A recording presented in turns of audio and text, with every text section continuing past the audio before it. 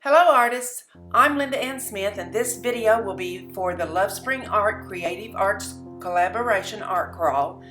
This is the third day of our art crawl and I'm doing an abstract to watercolor. Here's the paper that I had left over yesterday from wiping my brush on it and testing paints whenever I was doing another watercolor, and that was the Redbud watercolor, which looks like this, and you can see here that the same colors that I had here were the colors that I tested out on the background paper. I don't think the background paper is very pretty at all, but I'm going to see what I can do with it, and as usual, this is an intuitive painting. I'm going in without a plan, and we'll see. I'm going to start out putting a little water on the paper. I tipped over a little bottle of water and got it all over the labels for my Twinkling H2Os, so they're a little wet and I'm having to deal with that because I don't want to make new labels tonight.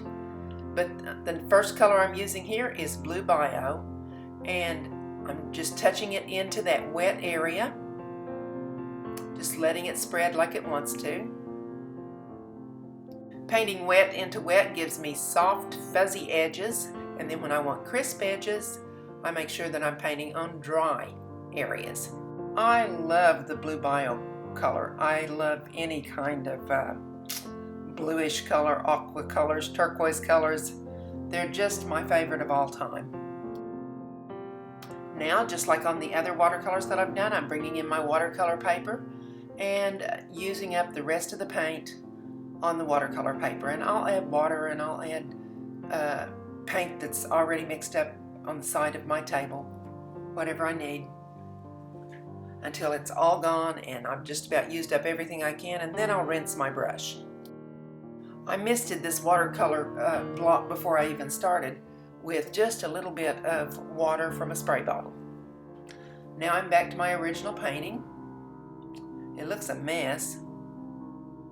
Now I'm going to use Mandarin Citrus, again beginning with just a little plain water on my brush and then mixing this up. Of course, the Mandarin Citrus mixed with some of the blue that was already on my table, so it's looking a little green instead of the nice bright yellow color that I normally see from that. But that's okay because it's all about using up the paint today. And here I go to my block and get rid of the rest of that color. And once I have that all cleaned up, I'll go back and try a new color. Next color is going to be Mystique, another yummy shade of blue in the blue family. I have my brush really wet this time and wet down some more area with just plain water, and go in and let that just run and play all over the canvas. I guess this isn't technically a canvas. I suppose it's watercolor paper. It's 140-pound watercolor paper that I buy in pads. I'm going to be doing quite a bit of layering in the corners because I want that to build up and have a lot of color in the corners to sort of frame it and bring your eye more to the center of the paper, not canvas. And here I go, finishing up that color and putting it on the other page. My next color looks like it's good knee, but it's good news. My little wet paper labels have split in two now, so I'm going to have to make completely new labels.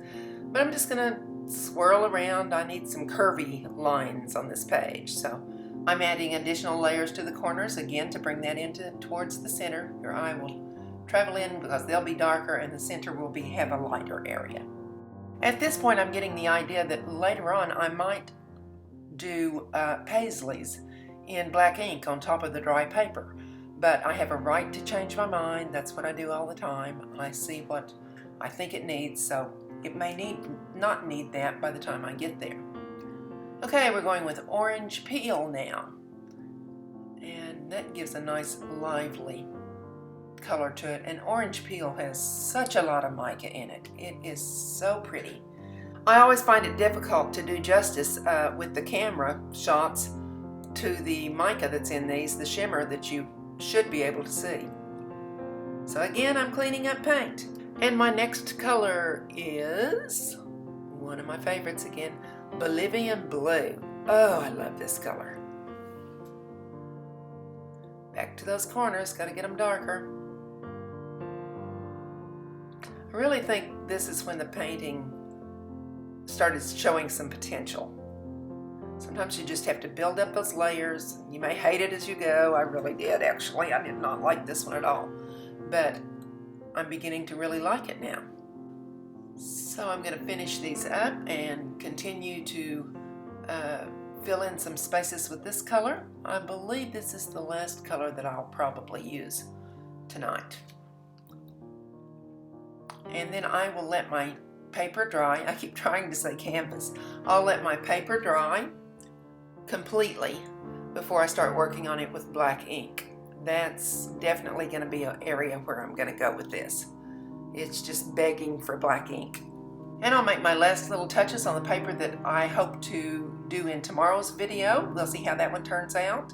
Let's take a look at it right now. So here's what I have. It's kind of looking like a sunset. I'll decide what to do with this page on day 4 of the art crawl. But for now, I'm going to kind of clean up and let this dry overnight, and then I'll come back and finish it up. Next morning, all dry, I'm ready to get started with my pen work.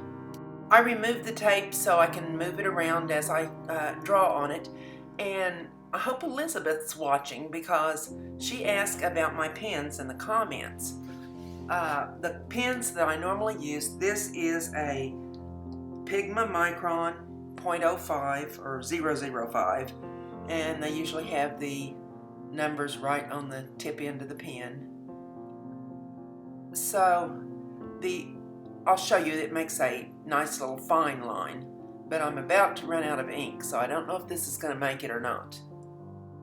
Okay, here's a fine line, and you can look at that in comparison with my other pen that I like to use, which is Faber-Castell, and it's a Pitt artist pen with black ink.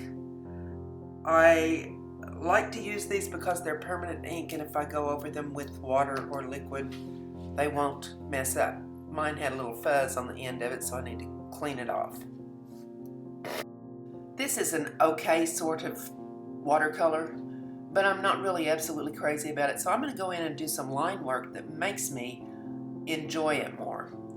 And this pen makes a much broader line than the one that I had before. It's a brush pen. It's a size B on the end, but I think that stands for brush. And I'm going to go in and draw some little paisley shapes.